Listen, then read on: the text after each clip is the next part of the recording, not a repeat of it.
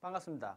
지금부터 펌프를 처음 시작하시는 분들을 위해서 펌프 기초 기술 교육을 시작하겠습니다. 자, 여기 보이는 펌프. 펌프가 무엇인가? 펌프는 물을 이동시키는 거라고 쉽게 생각하시면 됩니다. 이것을 사전적인 의미로 이야기를 하면 유체에 에너지를 가해서 유체의 상을 변화시키는 겁니다.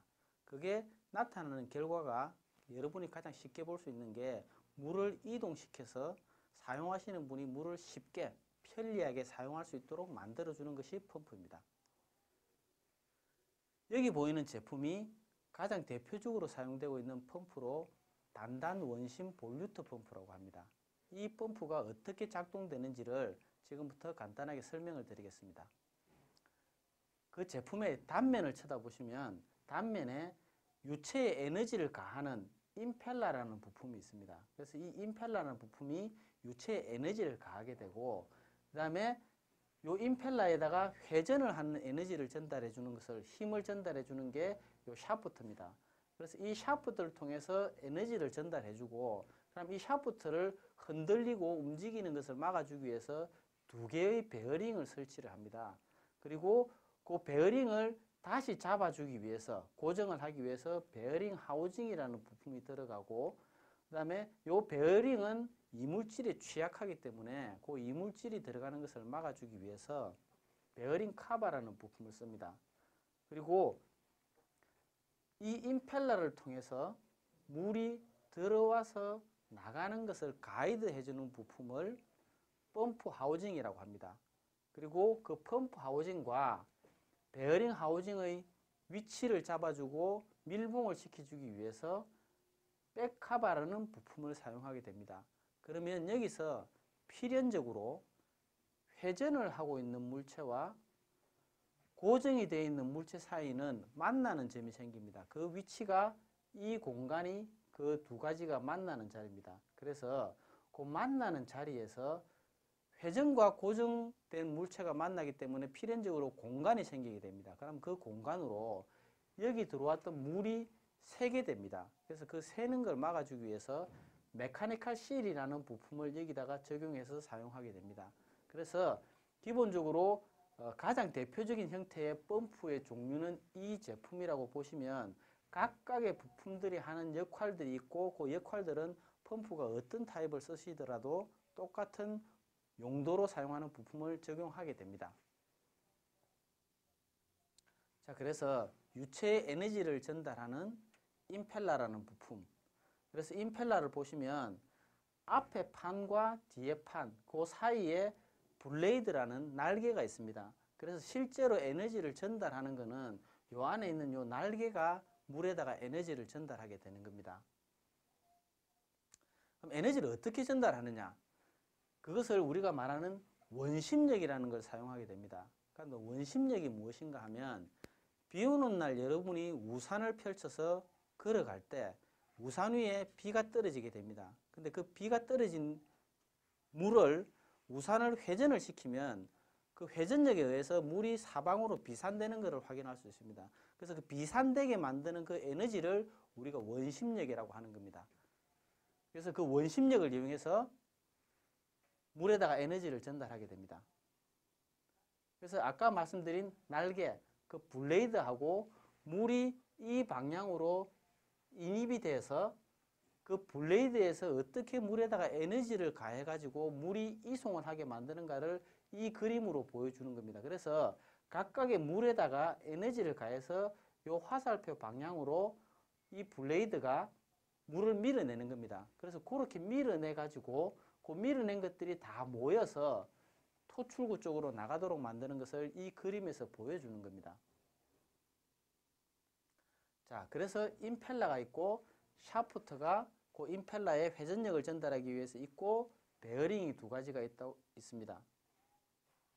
그리고 그 샤프트와 베어링을 지지하기 위해서 베어링 하우징이 있고 그 다음에 베어링 카바라고 혹시라도 이 앞쪽에서 생겼던 물이 메카니컬 실을 통해서 물이 누설이 됐을 때 그 누설된 물이 직접적으로 베어링 쪽으로 전달되지 않기 위해서 디플렉터라는 부품이 있고요. 그리고 백카바가 조립이 되고 거기에 메카니컬 실이 조립이 됐습니다.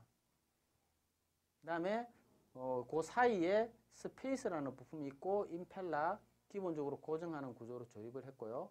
그 다음에 그 전체를 물의 인입과 나가는 것을 가이드하기 위해서 펌프 하우징이라는 부품이 조립이 됐습니다. 그래서 이 단면이 지금까지 설명드린 부품들의 원리에 의해서 제품이 구성되는 것을 보여드리는 겁니다. 그래서 최종적인 제품은 이런 형상이 되고요. 그 다음으로 펌프가 조립되는 순서를 비디오로 보여드리겠습니다. 동영상으로. 그래서 축에 기본적으로 조립을 시작할 때 앞쪽과 뒤쪽에 베어링을 먼저 조립을 하게 됩니다.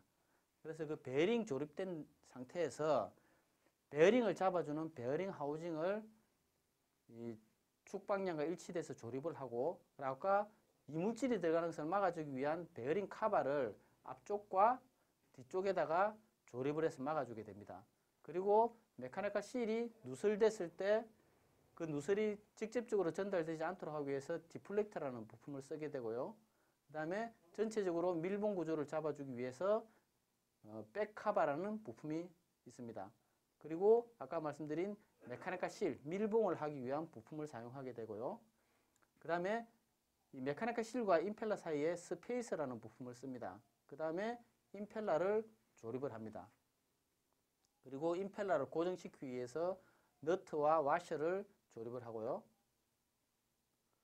그 다음에 이 전체를 가이드하는 케이싱을 조립을 하게 됩니다. 그래서 형태가 대충 잡혔고요. 그 다음에 이 축이 회전을 하기 때문에 사람이 닿으면 안 되기 때문에 이 축이 회전하는데 사람이 닿지 않도록 하기 위해서 샤프트 가드라는 것을 조립을 합니다.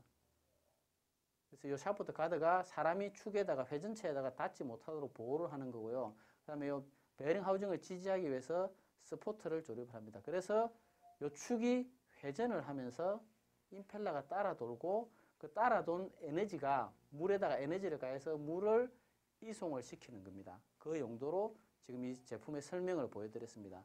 그러면 이 제품에서 실제로 이 펌프에다가 에너지를 전달하는 우리가 보통 모터라는 제품을 씁니다. 그래서 모터는 이 축의 직렬 방향으로 연결이 돼가지고 전기 에너지를 회전 에너지로 바꾸어서 그 에너지를 이 축에 전달해서 실제로 펌프가 운전을 하도록 만들어주는 것이 모터입니다. 자, 윌로에서 생산하는 펌프의 종류들을 쭉 보여주는데요. 이 중에서 실제로 윌로에서 생산하는 제품의 95%는 터보형 원심식의 볼류트와 터빈 펌프가 윌로에서 생산하는 제품군입니다. 그래서 그 볼류트 터빈 펌프의 대표적인 임펠러 형상은 지금 보시는 이 형상으로 나타내고요. 그리고 일부 저희가 생산하는 제품 중에서 사류와 충류가 있는데 사류와 충류는 원심식 대비해서 밀어내는 압력은 낮지만 물량은 많이 이송할 수 있도록 설계가 된 겁니다. 그래서 이 형태가 대표적인 사류 임펠러의 형태고요.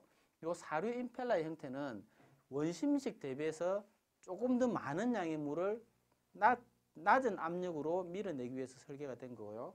그 다음에 여기 있는 충류라는 것은 여러분이 보시는 선풍기하고 똑같이 생겼습니다. 그래서 이 선풍기처럼 똑같이 생기기 때문에 이거는 압력을 필요로 하는 현장에 사용하는 것이 아니고 이거는 많은 양의 물을 이송하기 위해서 사용하는 겁니다. 그래서 우리가 밀어내는 거리를 이야기할 때 이 제품 같은 경우에는 임펠러 하나가 보통 20에서 50m까지를 밀어낼 수 있고 요거 같은 경우는 10m 정도, 요거 같은 경우는 2, 3m 정도를 밀어냅니다. 그래서 요 제품군이 윌로에서 생산하는 대표적인 제품군이라고 보시면 되고요.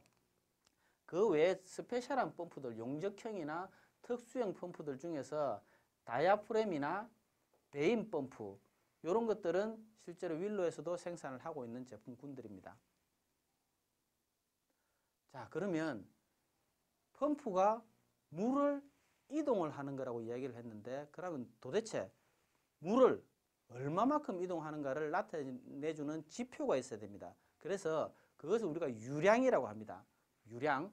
그 유량을 어떻게 표현하느냐 하면 우리가 가로, 세로, 높이 1m짜리 4개 그 사각 정육면체 박스를 그리고 이 안에다가 물을 가득 채운다고 하면 그 안에 있는 물의 양을 우리가 1톤이라고 합니다. 1톤.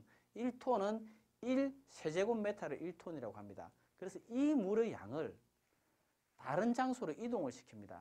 펌프가. 그래서 1톤의 양을 1분 만에 다른 장소로 이동을 시켰다고 하면 이 펌프가 가지는 유량을 분당 1톤을 이동시켰다. 이렇게 표현을 하는 겁니다. 그래서 그게 우리가 소위 말하는 유량을 설명할 때 이렇게 설명을 하는 겁니다. 그러면 펌프가 얼마만큼 멀리 물을 이동시켰나 하는 걸 갖다가 우리가 양정이라고 합니다. 헤더. 그래서 그 헤더는 어떻게 설명을 하는 거냐면 예를 들어서 펌프에서 기초 시작되는 지점에서의 높이가 0m라고 가정했을 때 펌프가 물에다가 에너지를 가해서 나중에 펌프에서 나올 때 그 물이 가지는 압력 에너지나 위치 에너지를 설명을 할 때 그 차이가 예를 들어서 물의 비커에서 물의 높이가 10m가 올라갈 수 있도록 펌프에서 에너지를 가했다고 하면 그때 가해진 양정은 10m라고 보시면 됩니다. 그래서 그 10m를 다른 단위로 설명할 때는 1kg force cm 자성 또는 0.98바라고 표현합니다. 한국에서는 보통 kg force per cm 자성을 쓰고 유럽에서는 바라는 단위를 사용하게 됩니다. 자, 그러면 금방 설명드린 것은 펌프가 얼마만큼의 양을 얼마만큼 밀어낼 수 있는가를 설명을 했고요. 그 설명하고 별도로 펌프가 물을 받아서 단지 밀어내는 기능도 하지만 경우에 따라서는 물이 펌프보다 훨씬 낮은 데 위치할 수가 있습니다. 그러면 그 낮은 데 위치한 물을 빨아 올리는 흡입을 할 수 있는 능력을 나타내는 지표가 별도로 있습니다. 근데 이 흡입을 하는 능력은 이론적으로 지구상에서 조건에 따라서 바뀔 수 있기 때문에 그걸 간단하게 사전에 설명을 할 필요가 있습니다. 우리 공기 중에 있는 대기압, 지구의 중력에 의해서 공기가 물을 누르는 힘을 우리가 대기압이라고 하는데 그 대기압이 물을 누르는 힘이 우리가 비커를 물속에 기다란 비커를 담궜다가 이 비커를 수직으로 세웠을 때 이 누르는 힘이 이 물을 비커에서 밀어 올리는 힘이 됩니다. 그래서 지구상에서는 대기압이 물을 밀어 올릴 수 있는 높이가 10.33m가 됩니다. 그게 무슨 말이냐면 다르게 설명을 하면 우리가 길다란 호수를 물에다 꽂고 높은 데서 그 호수에서 물을 빨아들입니다. 그러면 그 공기를 빨아들이는 거겠죠. 그래서 빨고 빨아들여서 그 내부를 갖다가 절대 진공으로 만들면 지구상에서는 그 물이 10.33m만큼 끌려 올라오다가 멈추게 됩니다. 그 이상은 절대로 끌려오지 않습니다. 그래서 그거를 흡입하는 능력이라고 하고 요거는 이론적인 흡입 가능한 높이고 펌프를 설계해서 만들면 펌프의 종류에 따라서 실제로 10.33m를 빨아 올릴 수 있는 펌프는 거의 없다고 보시면 되고요. 보통은 많이 올리는 게 소형 같은 경우에는 8m 그리고 펌프가 좀 규모가 커진 덩치가 커지는 펌프들은 3, 4m 그리고 아예 아까 축사료 같은 제품류들은 전혀 빨아 올리는 능력이 없는 제품들도 많습니다. 그래서 이 펌프의 성능을 설명할 때 흡입을 하는 능력은 이렇게 표현을 하고 그거는 펌프에 따라서 다 다르게 설계되기 때문에 각각의 사용 용도에 따라서 이 흡입 능력이 얼마인가를 나타내 주는 것을 확인할 필요가 있습니다. 그거는 제조업체에서 받으시면 되겠습니다. 자, 그러면 아까 밀어 올리는 높이를 10m 단위로 설명을 했는데 보통 우리가 임펠러 하나가 만들어낼 수 있는 밀어 올리는 높이 그거는 한계가 있습니다. 보통 많아야 한 50에서 60m 정도로 밀어 올릴 수 있습니다. 그래서 우리가 아파트를 지었는데 30층짜리 아파트를 지은 다음에 그 아파트에서 실제로 밀어 올려야 되는 높이가 150m다. 그러면 50m짜리 임펠러 하나를 가지고 밀어 올릴 수 있는 건 50m밖에 못 밀어 올리니까 150m를 밀어 올리기 위해서는 구조를 바꿔서 어떻게 밀어 올리냐 하면 임펠러를 3개를 설치해 가지고 물에다가 150m의 힘을 가하는 겁니다. 그래서 최종적으로 들어온 물이 나갈 때는 들어오기 전 대비해서 나갈 때는 150m만큼의 압력이 증가된 상태에서 만들어내는 겁니다. 그래서 지금 이 구조를 다단 펌프라고 하는데 이 다단 펌프는 기본적으로 밀어 올릴 수 있는 높이는 임펠러의 개수를 무한대로 키우면 밀어 올릴 수 있는 높이도 무한대로 커지게 됩니다. 근데 그렇게 무한대로 커졌을 때 실제로 그 물이 압력이 높아지면 그 높아지는 압력에 의해서 생기는 힘이 이 외벽 이 케이스들을 파괴시킬 수 있기 때문에 요 외벽 케이싱의 재질과 케이싱의 두께 이런 거에 따라서 그 높이는 밀어 올릴 수 있는 높이의 한계점들이 정해지게 됩니다. 그래서 기본적으로 펌프를 설계할 때 이 펌프를 100m짜리 용으로 설계를 했는지 500m짜리 용으로 설계를 했는지에 따라서 펌프의 기본 구조들도 바뀌고 가격도 바뀌게 됩니다. 그래서 지금 현재 윌로에서 생산하는 제품들은 보통 250m, 300m 정도 수준으로 설계를 했다고 보시면 됩니다. 왜 그렇게 설계를 했냐면 그 250에서 300m 정도 수준이 우리가 지금 현재 빌딩 서비스, 그러니까 아파트나 상가 건물을 이야기할 때 가장 많이 쓰이는 게 그 정도 높이기 때문에 그 정도 높이를 커버할 수 있도록 제품을 설계했다고 이해를 하시면 쉬울 것 같습니다. 자, 그래서 앞에서 설명한 유량과 양정을 가지고 이 성능 곡선이 그려집니다. 이 성능 곡선은 펌프가 가지는 모든 특성을 다 표현을 하고 현장이 가지는 특성도 같이 표현을 해준 겁니다. 여기서 보시면 HQ 커브라고 되어 있는데 유량과 양정을 곡선을 나타내주는 커브가 이렇게 형성이 되어 있습니다. 이 커브는 펌프를 한 대 만들어 가지고 그 펌프의 성능 시험을 하게 되면 유량이 물량이 서서히 증가함에 따라서 그때 펌프가 만들어내는 압력이 어떻게 변하는가를 보여주는 겁니다. 그래서 보통의 원심 펌프 같은 경우에는 물량이 가장 작을 때 가장 높은 압력을 나타내고 밸브를 열어서 물량이 점점 많아지면 성능이 점점 압력이 점점 떨어지는 이 커브의 특성을 가집니다. 그래서 이렇게 만들어진 커브를 우리가 QH 커브라고 하고 이거는 펌프가 만들어졌을 때 그 펌프의 고유 성능입니다. 그러면 이 펌프에다가 회전력을 전달하는 에너지, 그러니까 모터에서 에너지를 전달해서 펌프를 임펠러를 회전을 시키는 그 에너지를 우리가 축동력이라고 합니다. BHP 커브. 그래서 브레이크 호스 파워 커브라고 하는데 이 커브는 모터에서 전달되어진 회전력, 그걸 에너지로 나타낸 겁니다. 그래서 보통 물량이 서서히 증가함에 따라서 요 주어지는 에너지도 점점 증가를 하게 됩니다. 그러면 유량 양정도 전달된 에너지이기 때문에 에너지의 값으로 표시를 할 수 있고 BH 커브도 에너지입니다. 그래서 이 두 개의 커브의 상관관계를 가지고 펌프의 효율, 에피션시를 나타내주는 커브를 만들 수 있습니다. 그래서 물량이 제로일 때는 이 효율도 제로지만 물량이 점점 증가함에 따라서 이 효율도 점점 증가를 해가지고 최대의 정점을 찍고 다시 효율이 떨어집니다. 그래서 효율이 가장 높은 이 지점을 우리가 베스트 에피션시 포인트, 최고 효율점이라고 하고 그 효율점 자체가 가지는 유량점, 그때 유량이 보통의 경우에 이 펌프를 설계를 할 때 가지는 유량과 양정점이라고 보시면 될 것 같습니다.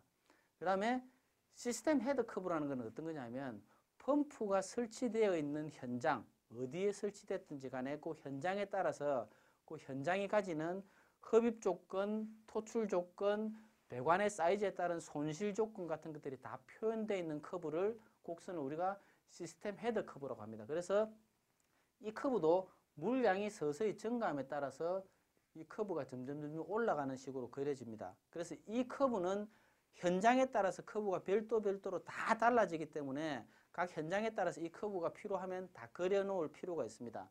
그러면 현장에 어떤 A라는 현장에 이 B라는 펌프가 설치됐으면 이 두 개가 설치된 조건에서 어디서 운전을 하는가를 나타내 주는 게 이 HQ 커브와 시스템 헤드 커브가 만나는 점, 이 점이 실제 펌프가 운전을 하는 점입니다. 그래서 현장에 만약에 빌딩에 펌프가 설치됐으면 이 두 개의 커브만 있으면 어디서 운전할 건가를 검증을 할 수 있습니다. 예측을 할 수 있고요. 그 다음에 만약에 이 위치를 움직이고 싶으면 현장에 있는 밸브를 잠근다거나 하는 방식으로 이 시스템 헤드 커브를 수정을 할 수가 있습니다. 그래서 그 수정을 해가지고 운전점을 이동을 할 수가 있습니다. 그래서 현장에 따라서 조정을 하는 거죠. 자, 그러면 많은 펌프가 있습니다. 이것들이 현재 윌로가 생산해서 판매를 하고 있는 펌프 종류들을 여기서 표현해 주는 겁니다.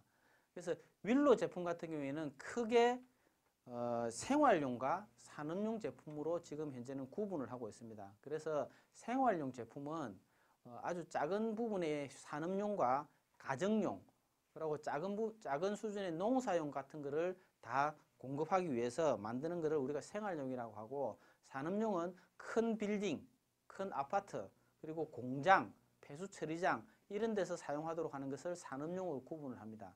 그래서 첫 번째로 생활용 제품군이 어떤 것이 있는가를 먼저 살펴보겠습니다. 농사용이나 가정에서 물이 압력이 낮을 때 그럴 때 사용하도록 하는 것들이 PW나 PU나 PB나 이런 제품들을 많이 사용을 하고요. 그리고 가정에서 이제 보일러, 가정용 보일러에서 온수를 돌리기 위해서 pH라는 모델을 사용합니다. 그리고 아까 말씀드린 물을 땅속 깊은 데서 빨아 올려야 되는데 그 한계가 10.33m라고 이야기를 했습니다. 근데 그 10.33m보다 지하수의 수위가 더 낮을 때는 그 물을 빨아 올리기 위해서 특별한 장치를 씁니다. 그 장치를 제트라고 하는데 그 제트라는 장치를 사용해 가지고 물을 더 깊은 데서 빨아 올릴 수 있도록 하는 것들을 요 PC 모델이라고 우리가 생산을 하고 있는 제품 중에 있습니다. 그리고 PC 모델을 안 쓸 때는 물 깊은 데서 지하 낮은 곳에서 빨아 올리기 위해서 빨아 올리는 게 아니고 아예 물 속에다가 펌프를 심어서 밀어 올리도록 그렇게 만드는 거 우리가 심정용 수중 펌프를 씁니다. 그리고 일반 그 목욕탕 같은 데서 물에 있는 이물질을 걸러주기 위해서 필터 펌프라든가 요거 두 가지 같은 경우에는 마그네트와 정량으로 해가지고 화학액을 소량의 화학액을 이송시키기 위해서 만들어낸 제품들입니다. 그리고 PE 같은 모델은 우리가 2세대 제품군이라고 설명을 하는데 이 제품 같은 경우에는 여기 있는 이런 제품류들을 대체를 하기 위해서 설계를 한 거고 제품 자체에서 음용수 마셔도 되는 물에 사용하는 제품의 인정을 다 받은 제품이고 각각의 보호장치, 예를 들어서 주위의 온도가 너무 내려가고 물이 얼어 터질 때 펌프가 그걸 감지를 해갖고 자기 혼자서 스스로 기동을 해서 펌프 안에가 물 온도를 올려가지고 펌프가 얼어 터지지 않도록 하는 기능들, 그런 각각의 보호장치 기능들을 많이 추가를 한 것들이 지금 이 보시는 PE 모델입니다. 그리고 물을 가정에서 사용하고 나서 남아있는 물, 그러니까 폐수죠, 폐수를 이송하기 위해서 소형 배수용 펌프류들이 생활용 제품군에 포함이 되어 있고요. 그리고 한 3, 4층, 5층 되는 건물에 물을 압력을 가지고 물을 공급하기 위해서 가압용 펌프에 FC 주파수 변환기를 달아서 인버터를 달아서 만들어낸 PBI 같은 제품도 생활용 제품군에 포함되어 있습니다. 그리고 산업용 제품군, 금방 앞에서 설명드린 생활용 제품군에서 전체적으로 사용하는 용도 자체가 용처 자체가 커지기 때문에 제품이 그보다 훨씬 커진 제품들이 주로 많이 사용이 되었습니다. 그리고 또 한 가지 특이한 게 부스터 시스템이라는 건데 각각의 사용하는 현장, 예를 들어서 아파트라고 할 때 아파트가 시간대별로 사용하는 물량이 천차만별로 차이가 납니다. 그래서 아침에 출근할 시점이 되면 밥을 하고 샤워를 하고 하면서 아주 많은 양의 물을 쓸 때는 펌프를 여러 대를 돌리다가 새벽 2, 3시 돼서 사람들이 다 잠이 들었을 때는 물을 거의 안 쓰게 됩니다. 그때는 펌프를 한 대만 돌리고 그것도 너무 많다고 할 때는 이 박스 안에다가 인버터를 넣어가지고 회전수를 조절해서 물을 조금만 공급할 수 있는 그런 식으로 자동 제어를 하도록 만들어낸 것을 우리가 부스터 시스템이라고 합니다. 그래서 지금은 새로운 건물을 지을 때 거의 의무적으로 부스터 시스템을 다 설치를 합니다. 왜냐하면 펌프의 대수를, 운전 대수를 변경을 할 수 있기 때문에 실제로 사용할 수 있는, 이렇게 하지 않고 이런 제품을 한 개를 설치해 놓은 거에 대비해서 에너지 절감이 아주 많이 되기 때문에 이런 부스터 시스템 제품을 거의 의무적으로 사용을 합니다. 그리고 아까 말씀드린 높은 압력을 내기 위해서 다단, 횡형 다단이나 입형 다단 제품을 쓰고요. 그 다음에 소방, 화재 방지, 방제용으로 소방 펌프도 판매를 하고 있는데 이 제품 같은 경우에는 소방 펌프를 엔진과 펌프, 모터 펌프를 결합을 한 전체 풀 패키지로 만든 시스템입니다. 그래서 이런 것도 있고요. 그 다음에 이 제품 같은 경우에는 이 배수형 제품을 박스 안에 넣어가지고 자동 제어를 할 수 있도록 배수의 양에 오수의 양에 따라서 얘가 운전을 하고 멈추고를 자동 제어할 수 있도록 만들어낸 드레이니지 패키지가 제품군 중에 하나에 포함이 됩니다. 자, 그러면 일반적인 가정부터 시작해서 공장 그리고 폐수 처리장까지 어떤 용도로 펌프가 사용되는가를 보여주겠습니다. 이 그림인데 이 집 같은 경우에는 한 가구 내지는 두 가구가 사는 가정용 주택입니다. 보통의 독일의 기본적인 가정용 주택을 표현하는 건데요. 이 가정용 주택을 안으로 들어가 보면 우리가 냉난방을 해야 됩니다. 그래서 난방을 하고 있고 냉방을 하게 됩니다. 그리고 샤워를 하게 되고 화장실에 물을 씁니다. 그리고 정원에 물 주기 위해서 정원에 물을 공급하는 용도로 씁니다. 그리고 이 집에서 쓰고 남은 찌꺼기, 배수를 시의 폐수 처리장으로 보내는 그 용도로도 설치가 됩니다. 그래서 한 가정에도 제대로 설치가 된다면 펌프가 최소한 한 5대 정도 설치가 된다고 보시면 됩니다. 그래서 각각의 용도에 따라서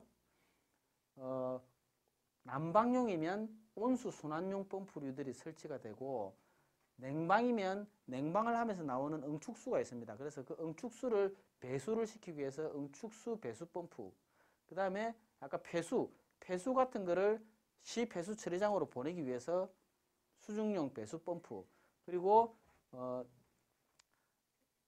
온수나 냉수를 샤워장이나 화장실에 변기에 공급하기 위해서 가압용 펌프류들, 그리고 정원에 물을 주기 위해서 정원 물 주는 전용으로 가압 펌프류들이 설치가 됩니다. 여기서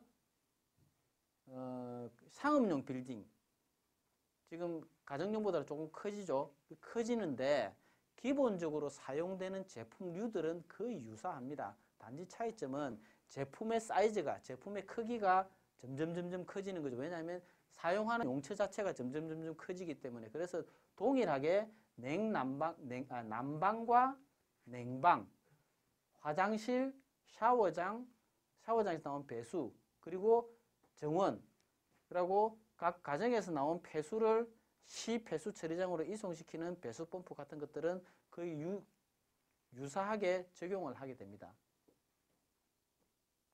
자, 그리고 공장 같은 경우에도 동일하게 냉난방 시스템은 같이 있고요. 그리고 물을 많이 쓸 경우에는 지하에다가 관정을 박아서 거기서 물을 퍼올리는 심정용 수중 펌프 같은 것들이 있고요. 그리고 공장은 좀 차이가 나는 것들이 이 공장이라는 기능을 유지하기 위해서 공장에서 생산 라인에서 필요로 하는 제품류들이 사용됩니다. 그래서 좀 대형 횡형 단단 펌프나 대형 인라인 펌프 같은 것들이 많이 이 시스템을 유지하기 위해서 공장 자체를 돌리기 위해서 사용됩니다. 그리고 부스터 시스템 같은 경우에도 공장 자체를 돌리기 위해서 사용하는 경우가 많이 있습니다. 마지막으로 폐수 처리장입니다. 폐수 처리장은 금방 이야기했던 세 가지 다른 어플리케이션에 비해서 완전히 사용하는 제품군들이 달라지게 됩니다. 왜냐하면 폐수 처리장의 주 용도는 물을 A에서 B로 이송을 하는 것이 주 용도가 아니고, 이 폐수 처리장의 주 용도는 물을 통 안에 가둬놓고 그 물을 정화를 시키는 게 주 용도이기 때문에 이송하는 거는 물론 이런 배수용 펌프류나 심정용 수중 펌프류 같은 것들이 사용이 되지만, 실제로 이 폐수 처리장에서 사용하는 펌프류들은 순환, 날개처럼 프로펠러를 달아가지고 그 안에서 계속 물이 순환이 되도록 만드는 그런 서큘레이터 펌프류들이 주로 사용을 하게 됩니다. 그래서 폐수 처리장에 쓰는 제품들은 이런 제품들이고, 이런 제품들도 윌로에서 생산을 하고 있습니다. 자, 이상으로 펌프에 대한 기초 기술 교육을 마치겠습니다. 감사합니다.